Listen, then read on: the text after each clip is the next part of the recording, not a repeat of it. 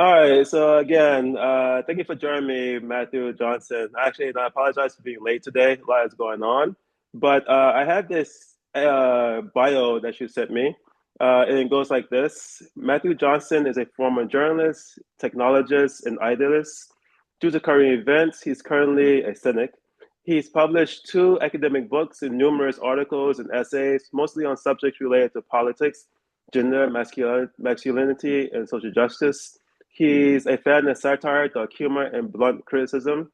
Writing under the moniker Madman Matten Substack, he's a much bigger hit on LinkedIn, however, due to his honest and self destructive shitposting on the sorry state of the job market. His current projects include two novels related to the plight of the lower class male millennial. His earliest writing memory was when his eighth grade teacher called his mother in response to some violent content in one of his class assignments. His mother told the teacher not to worry. So again, thank you for joining me. Again, apologies for being a bit late. So could you do you have the excerpt prepared to read? I'm ready. All right. So could you just say your name and then the title of the excerpt, and then just go ahead and read it? Okay, Matt Johnson. And so this is like the first few paragraphs of my virgin freezer burn experience, which is a kind of you could say part memoir, part fictional take on my experience at the a Canadian offshoot of Burning Man. If folks are familiar with Burning Man, that happens every year in the summer. I've never actually been to the full one. Anyway, let me dive in. So there's a strange and vulgar thrill to building dangerous attractions that could just as easily fail as succeed and hurt someone. When you're a suburban kid, as I was once, you take for granted that adults know what they're doing. So when your mother rewards your honor roll status with a trip to Six Flags, Adventure World at the time, you can't imagine that any real danger might befall you. It might be fun to think of the car rolling off the tracks at the top of a large roller coaster when you're not on it, but you take the ride anyway, and you do it without relying on drugs or alcohol to control your anxiety. But what if the ride were designed and operated by dangerous drug users? That changes the equation. This was the core of my fear as I watched in gleeful horror as disheveled elements of Western Canada's counterculture entrusted their lives to a shirtless lunatic operating a crude zip line in the middle of Freezer Burn 2024. It was the main attraction of a theme camp where a large group of self declared non humans decided to fuck with humans by dressing up in weird alien costumes and engaging in mock abductions, which mercifully included tasty adult beverages to take the edge off the experiences of the abductee. And at least in my case, those beverages took the edge off the zipline experience by coaxing me into trying it backward and on my stomach. If you stuck around long enough, which I did, you could go beyond adult beverages into psychedelic bliss and mayhem. I'd never had an extended weekend filled with so much gritty fun. Stop there. All right, and thank you so much. And so I'm always curious when I meet other writers what their process of writing actually is. And so these are all very general questions. Feel free to answer them exactly as you please. So, what is your process of writing? Um, it's a really tough question. I'm reading at the moment, strangely, Stephen King's on writing to learn about his, and that's actually something I've only done recently is read about other like a lot more successful writers than myself, their processes. And I've talked to even folks, from our sort of mutual connections, writers clubs, Atlanta Writers Club, especially about theirs. For me, I've it's changing for me because I haven't been writing consistently my whole life, even though since I was 5, I wanted to be a writer.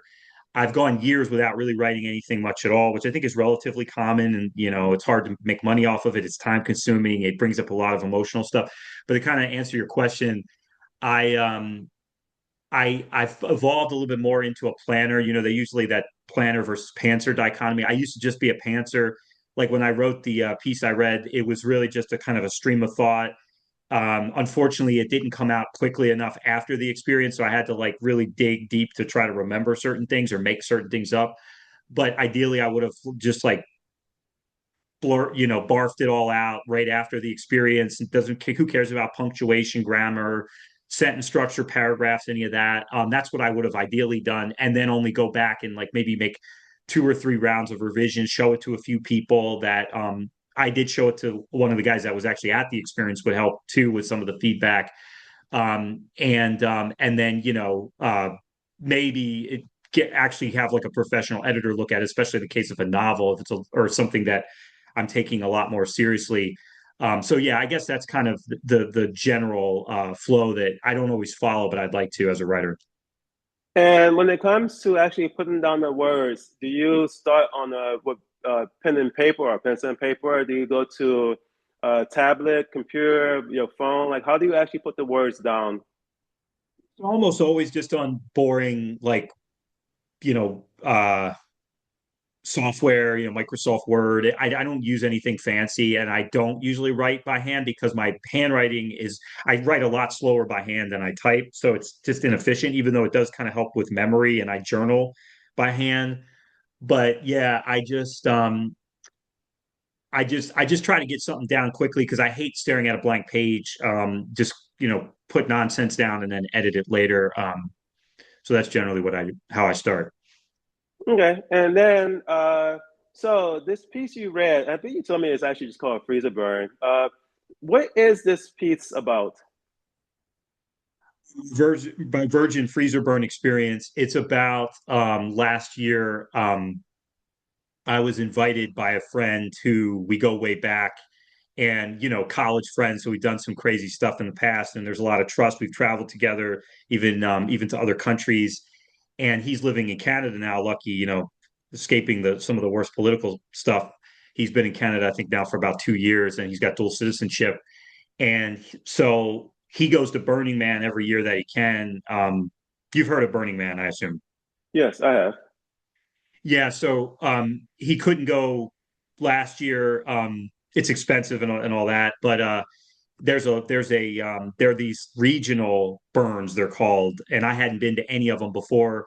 And there was one in Calgary, so I went and visited him for the first time. I hadn't seen his house out there, and decided to go with him to camp. So it's like you camp out, you meet a lot of very strange people. I can get way in more detail. The piece only scratches the surface because I didn't read. It's about 600 more, sorry, 6,000 more words than what I read to you. But it's it's basically a festival for, the way I see it, as a festival for misfits. That's the way I see it. Now, it obviously that's not their branding of it. They'll call it this like kind of spiritual thing, where you burn the man. There's a symbolism to it, and that happens at the big man and the smaller man. And but the key thing is the context in which I went was I was suffering greatly from long COVID. So that's a big part of the story too, where I really shouldn't have been there. I should have been, doing the things I was doing because my health was in a very bad state, and it also affected my psychological state. And anyway, I could get into more about that, but that was the gist of the piece. Okay, and then why did you choose? Well, actually, I kind of see why you did, but you guys should explain further. Why did you choose this particular memory to write to put in your memoir? Because there's so many things you could put into a memoir. I'm also writing a memoir. That's one of the things I'm working on. My memoir is my experience in Asia, which was 16 years. And I'm just in the very beginning of my experience, and already I have like 20,000 words. And so trying to figure out what to put into a memoir is a big deal. So, how did you decide to put this particular memory in your memoir? So at the moment, I should say this is a standalone piece. It actually could, though, fit into a larger memoir that I started about this terrible year I had where I was living in Atlanta, and I didn't mention it yet, but it gets into that later.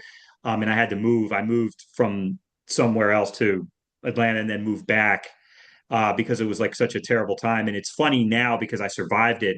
So I kind of want to write a memoir just about that year, but I haven't yet. And this would fit into that. But right now, it's a standalone piece that I'm trying to publish as just a shorter, you know, fun, sort of exaggerated memoir. But I have written a much longer memoir, which is now at 70,000 words, although I've made it into a novel because I keep hearing a lot of agents and publishers like the idea of it, but I've had the last round of, with the Atlanta Writers Club, the last round of pitches I had, they were, or sorry, 2 rounds ago now, they were like, we would love this. We would love to look at it, but it's got to be fiction.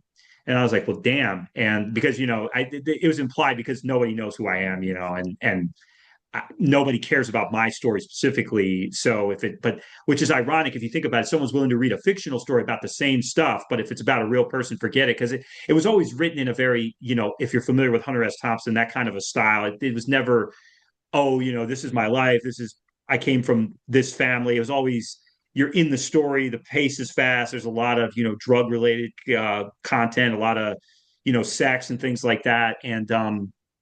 But so now, yeah, it's a novel, but it's very much based on true events that happened about 10 years ago in my life. To get back to your question, I wouldn't even overthink it, just like what feels right, because you can always go back and add scenes, or memories that you haven't thought of, depending on how true to the facts you want to be. I think it's even harder sometimes to be true to the facts. But I just threw stuff into the doc, kind of like I said, that I wanted to write about, wanted to talk about, and then only much later, even years later, which I don't recommend, I put it down for a while. I was like, hey, this could probably come out, or this could have more detail, or some editor told me that this doesn't really work. So it's a journey. Well, okay, so you are writing a memoir, but you're going to change into a novel, from what I'm understanding. But still, if since you have actually started writing the memoir, you got 70,000 words. For someone else who's writing a memoir, what tip do you think you would give them for someone else who is writing a memoir? If it's a memoir specifically, just the main thing that I learned is don't worry so much about everything being 100% accurate, because I've been in critique groups with memoirists, and they're way too worried about that, and the story just doesn't pop, especially the dialogue, because if you factor in, I would think most memoirs would have some dialogue just to so you feel like you're in the story, and it's not going to be accurate to what you said. Obviously, how would you remember that unless you had the most autographic or some memory, or you rewrote everything down? I mean, most people aren't going to do that. So I think that would be the first thing. But the bigger thing is, what is the story arc? Because that's a huge thing now. If you're, there's so many books written about story, not even writing as much as story. Like what makes Finding Nemo tick? When does the hammer drop? I didn't start thinking about that until I had about 50,000 words or 45,000 words. And then it was hard to kind of go back and look at it in from that level. And it'd be better. You don't have to plot the whole thing out, but keep in mind that you're writing for an audience, and they might not see the fact that you had this crazy childhood as all that interesting unless you frame it in a way that um it kind of could be up there with some of the great stories of our time that have that tight structure, but then also be willing to violate those principles. So it's a longer conversation. But yeah, I tend to learn how to write or how to tell a story after the first draft, and I don't know that that's ideal, especially if you're trying to get it out there soon. And it actually kind of goes to the next question too. So I'll just change it just a little bit. What tip would you give, just any general tip on writing either fiction or short story or novel? Just any general tip on writing fiction. What tip would you give? Well, I'm not the best because, like I said, for fiction, I really only started taking it seriously in the last like year and a half. And I was even thinking just before this conversation, maybe I should try to publish shorter pieces, although they're hard. I think sometimes longer pieces are easier to write than shorter. They call these what is it, flash fiction. I guess my tip then would be to really find your comfort zone with it. If you think of great short story writers, not all of them were great novelists or even tried to write novels. And then there's novelists that can't write short stories. And then there's people like me who don't want to write anything where they have to do a significant amount of research. They only want to write what they really feel comfortable writing about. Like I don't want to write from a perspective of a woman or a person of color, for example. I could see maybe doing that one day, but it doesn't feel right to me. It feels not even just like I worry about people being upset with me. They would be upset with me anyway about the content, but it just doesn't feel natural. Like I'm digging for the right word versus if I write from the way I felt 10 years ago, even if it's fictionalized, it just, pours out. And so, write what you know is a typical a phrase that gets thrown around the writing world, and I think it applies. All right, and then the final question. Can you name a memoir that you feel is exemplary and then why? I think I was already thinking about this. It's funny, I don't read a lot of them, but I would say a true memoir that doesn't have any like real funny bits, but it's just a great story. I mean, it's not like trying to do anything new in the genre, which I don't think too many memoirs are, would be Educated.